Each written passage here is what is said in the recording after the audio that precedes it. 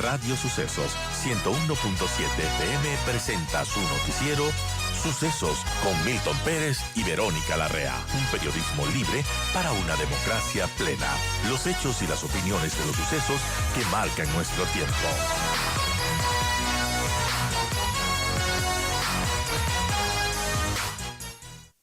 Arturo Moscoso, catedrático, analista político, está con nosotros. Arturo, gracias por acompañarnos. Buenos días. Estamos a 17 días de la consulta popular. El feriado fue extraño porque subieron lamentablemente los índices de criminalidad en el país, porque empezó a regir el incremento del IVA y porque parecería, según algunos entendidos, que la situación del presidente de la República va un poco a la baja. De todas maneras, según últimas encuestas, la aceptación, la confianza en la gestión presidencial sigue siendo muy alta. ¿Cómo la ves tú? Buenos días.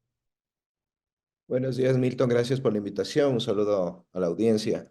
Bueno, en efecto, hemos visto una caída en los índices de credibilidad y aceptación del presidente, pero no es una caída que le ponga en negativo, ¿no? Todavía la mayoría al menos de los entrevistados en esas encuestas, pues apoya al presidente y eso pues sigue siendo un importante recurso de capital político para la realización de la consulta popular, ¿no? Y estamos a poquísimos días de la consulta, salvo que pase alguna cosa imponderable que pues incida en esos índices. Lo más probable es que llegue el presidente con un índice de popularidad alto a la consulta y que le alcance para ganarla, ¿no? Recordemos, Milton, que las consultas en el Ecuador lamentablemente se vuelven en plebiscitos sobre quién pregunta más que en un análisis puntual de cada pregunta. Peor aún, con tantas preguntas en la consulta, va a ser complicado que la ciudadanía se informe profundamente sobre lo que está preguntando. A eso debemos sumar los anexos. Eh, Son preguntas, además, en muchos casos que apuntan a un sí, ¿no? Son preguntas un poco Un poco lógicas. sí, o sea, es como una pedrada en ojo tuerto, ¿no? Como se dice. Entonces, lo que se pretende es justamente que se apruebe toda la consulta, ¿no? Porque además de eso va a ser un espaldarazo político del presidente de cara a las elecciones del 25, ¿no? Bueno, digamos eso de un poco lógicas o pedrada en ojo tuerto era también más o menos de alguna manera la consulta del presidente Lazo y salió todo lo que no debía salir, porque pensar que los ecuatorianos votaron en contra de la extradición es pensar difícil que votaron por eso, pero aquí todo puede pasar. Eh, Además, yo no veo, por lo menos yo no veo una acción del gobierno para salir a defender la consulta de una manera explicativa, además, porque el presidente también lo que está haciendo es yendo a los eventos y diciendo, necesitamos el voto por la consulta para ganar la guerra a la delincuencia. Es decir, la gente no está muy enterada del contenido de las preguntas. ¿Cómo va a llegar la gente a votar para evitar que esto no se convierta en lo que tú dices, un plebiscito de aceptación o no a gestión presidencial? Es que, Milton, eso no va a suceder, ¿no? Lamentablemente. Y estoy de acuerdo, la consulta de Guillermo Lasso era una buena consulta, bastante mejor que esta, ojo, ¿no? Y la perdió justamente ¿por qué? Porque tenía bajos índices de popularidad, inclusive en la extradición, ¿no? Extradición que era una pregunta que aparentemente pues sería apoyada por la mayoría de ecuatorianos frente al aumento de la violencia, ¿no? Pero no, y eso pues te dice justamente lo que o te demuestra lo que te estoy diciendo, ¿no? Que las consultas se vuelven en plebiscitos sobre quién pregunta. Y sí, o sea, lamentablemente ya tanto pocos días de la consulta no hay realmente una información sobre lo que se está preguntando. Muy poca gente seguramente ha entrado a leer el contenido profundo de las preguntas. Recién veía una encuesta que decía que había una gran proporción de ecuatorianos que no conocía qué es lo que se estaba preguntando. Y que, de nuevo, pues el presidente está usándolo un poco como espaldarazo político, ¿no? Y claro, ¿no? La idea de ser un poco ambiguos en cuanto a lo que se comunica, en cuanto a lo que se quiere vender sobre la consulta, también le puede ayudar en la medida de que la popularidad es alta, ¿no? En el caso de Guillermo Lasso había que hacer un trabajo de vocería que lo hicieron, campaña a favor de la consulta. Aquí eso no se ha visto, se lo ha visto muy poco, ¿no? Justamente porque me imagino que el gobierno está apuntando a que esa popularidad le baste justamente para ganarla, ¿no? Ahora, hablando de Lazo y hablando de Creo manifestó su apoyo a la consulta popular y el presidente ayer se va contra Creo.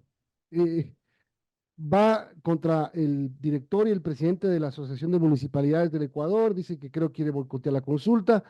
No está inscrito el movimiento de gobierno para hacer campaña por el sí, hay más movimientos inscritos para hacer campaña por el no o por algunas preguntas por el no. Es decir, como que el gobierno no tiene, es como que no le preocupa mucho lo que pase en la campaña que va a empezar, que va a ser corta, pero seguramente será intensa. Bueno, yo creo que en lo que respecta a Creo, ahí hay una intención de desmarcarse, ¿no? De desmarcarse de, de esa tienda política y desmarcarse, obviamente, del presidente Lazo, gracias justamente a la baja popularidad con la que terminó su mandato, ¿no? Pero sí, o sea, yo creo que todo esto apunta al hecho de que lo que se está esperando es que las cosas caigan por su propio peso, ¿no? Es decir, tengo suficiente popularidad como para ganar la consulta sin necesidad de meterle mucha campaña, ¿no? Venderla demasiado, porque ya están los números ya me dan, ¿no? Las últimas encuestas señalan que la mayoría o todas las preguntas van a ganar en la consulta. Entonces, seguramente es eso, ¿no? Y además tampoco hemos visto una campaña clara por el no. Y es difícil hacer una campaña por el no, justamente por lo que hablábamos al principio, porque son preguntas tan obvias, tan evidentes, que quién se va a oponer, ¿no? Peor aún con un presidente con la popularidad que tiene, ¿no? Entonces eso les puede jugar en contra a las agrupaciones políticas que se opongan a la consulta, ¿no? Ahora, el presidente Arturo ha enfocado ya a un rival en la consulta, que es invisible, peligroso, porque habla de la delincuencia. El crimen organizado está en contra de la consulta.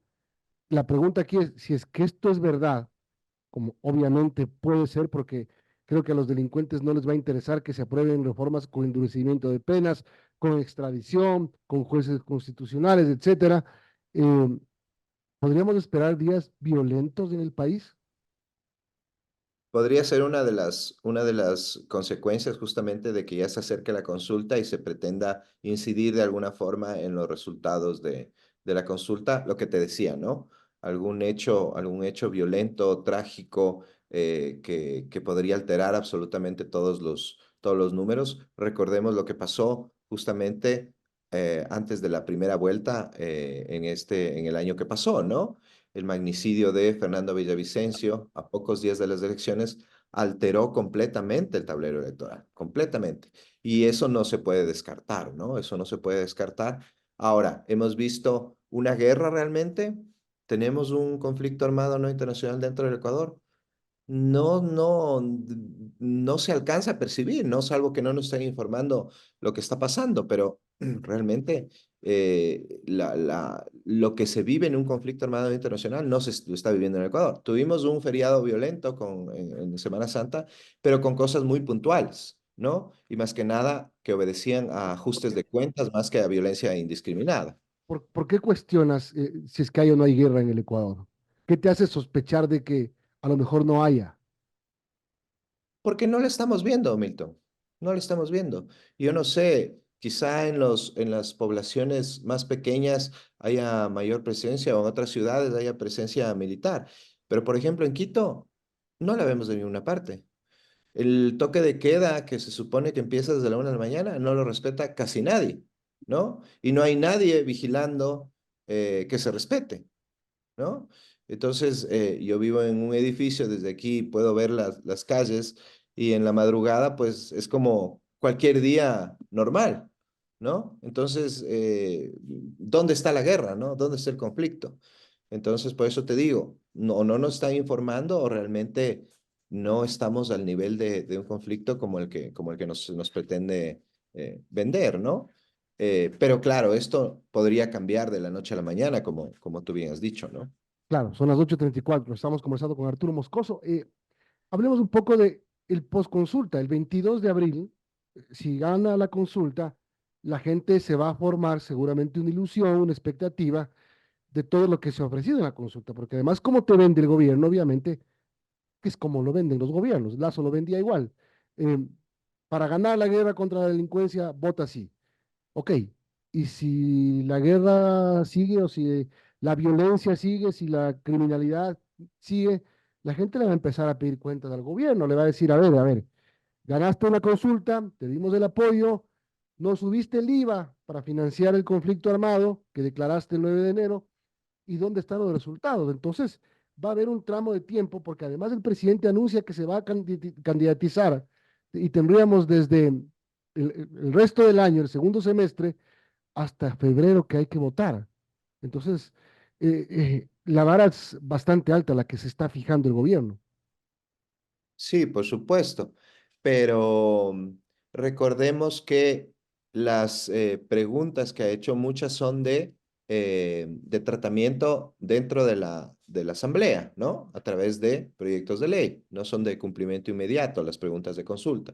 Las de cumplimiento inmediato son las preguntas de referéndum, sobre todo la relacionada a la extradición y a la reforma laboral. Pero, ¿a qué voy con esto? Que a la final el gobierno puede un poco estirar el envión que le da la consulta de cara a justamente empezar a tratar estos proyectos en la asamblea e irlos aprobando, ¿no? Y un poco a quien se oponga o a quien retrase esos proyectos, hacerle responsable de lo que esté sucediendo, ¿no? Evidentemente es una apuesta arriesgada por parte del gobierno, pero yo no sé realmente hasta qué punto, nuevamente lo que te decía antes, tenemos una guerra y esa guerra o aparentemente lo que pasa es que la guerra se está librando exitosamente porque la violencia es un hecho que ha disminuido, ¿no? Mucha gente dice que puede ser justamente un tema de agrupamiento de las organizaciones delictivas o que están tratando o simplemente están esperando su momento para contraatacar, pero hay otras voces que dicen que es probable también que haya algún tipo de acuerdo con las grandes bandas criminales para un poco bajarle el tema a la violencia en base pues a no ser tan rígidos en la persecución de los crímenes que ellos realizan. No digo que esto esté sucediendo, no, a mí no me consta, pero hay voces que sí lo sostienen también, ¿no? Claro, ahora habrá que ver qué pasa en la consulta y cómo llega el presidente a la consulta, porque ahora el presidente lo vemos activo en la calle con uniforme militar, con chaleco, con casco, em, y con un discurso cada vez más afinado, digamos, ¿no? Más picante quizás en algunos aspectos, señalando ya rivales políticos, rivales que están ahí. eh, Va cambiando, digamos, la forma del discurso del presidente. Sí, claro, un poco es la idea esta que veníamos hablando, ¿no? La idea de hacerte ver como un mandatario que está ahí, fuerte, que se preocupa, que no se casa con nadie, que sí, ok, le pueden apoyar en la consulta, pero eso no implica que él vaya a aceptar esos apoyos porque se basta por sí mismo, una actitud incluso hasta medio arrogante en muchos casos. Entonces, claro, es la idea de venderte justamente lo que la gente necesita, ¿no? Un líder de mano dura que no decline frente a la violencia, que no decline frente a las amenazas y que esté ahí, ¿no? En donde las papas quemas, como se dice coloquialmente.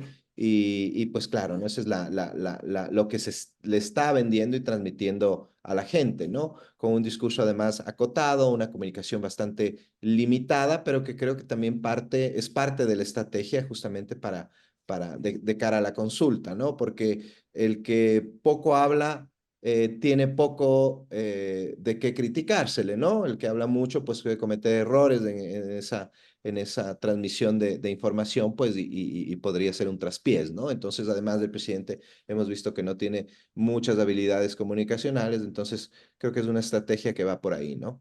Muchas gracias, Arturo, por habernos acompañado hoy. Buen día. Gracias, Milton. Un abrazo.